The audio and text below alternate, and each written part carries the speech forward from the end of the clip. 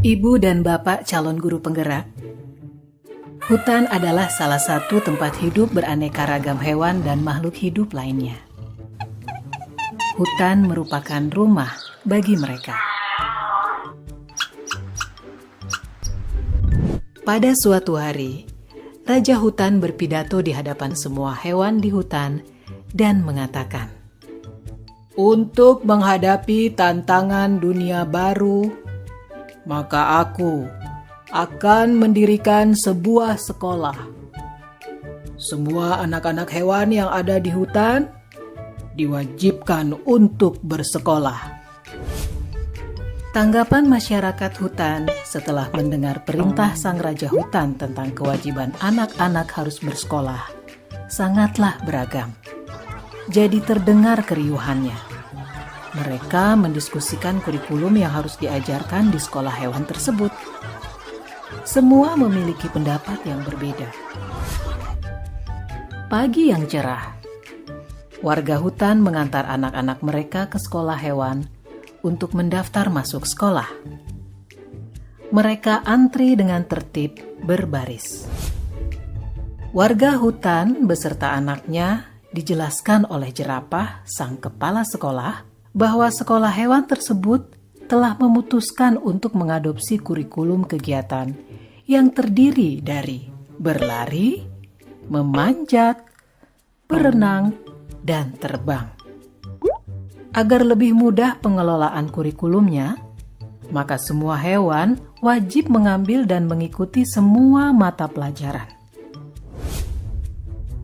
Bebek sangat bagus dalam berenang. Bahkan ia lebih baik dari instrukturnya.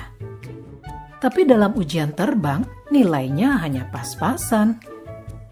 Untungnya, ia tetap lulus ujian terbang tersebut.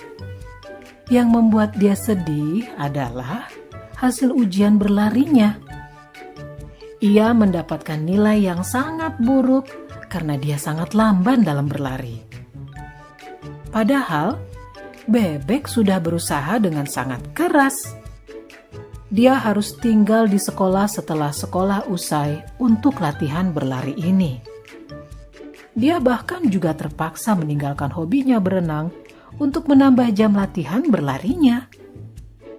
Dia berlatih sangat keras hingga selaput kakinya robek. Akibatnya, ia pun tidak bisa menunjukkan hasil yang baik bahkan dalam ujian renang karena masalah dengan kakinya tersebut. Bebek pun gagal di ujian berlari dan hanya mendapat nilai rata-rata dalam ujian berenang.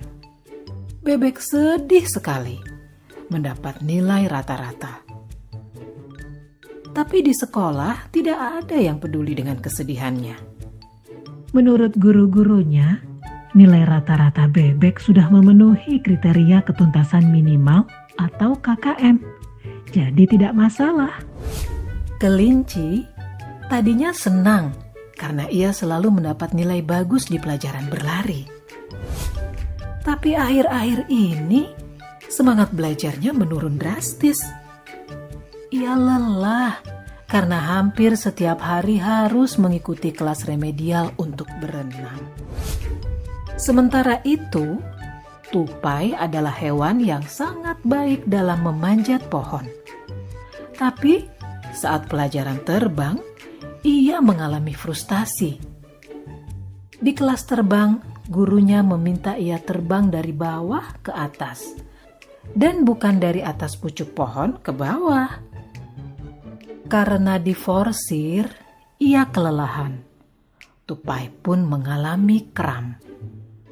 Akhirnya, Tupai mendapat nilai C dalam memanjat dan nilai D dalam berlari.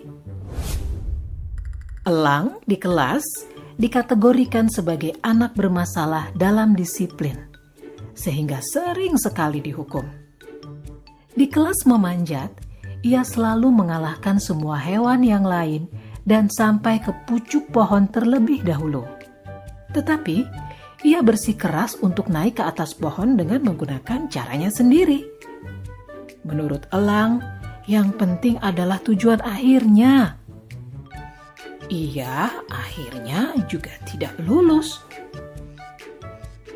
Walaupun gurunya sudah memintanya untuk terbang dari bawah, ia tetap tidak mau mendengarkan.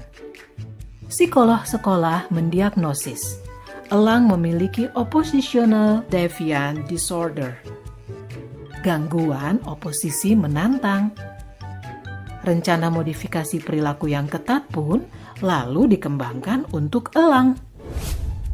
Pada akhir tahun, seekor ular yang kebetulan bisa berenang sedikit, berlari sedikit, memanjat, dan terbang sedikit, memiliki nilai rata-rata tertinggi di antara para hewan.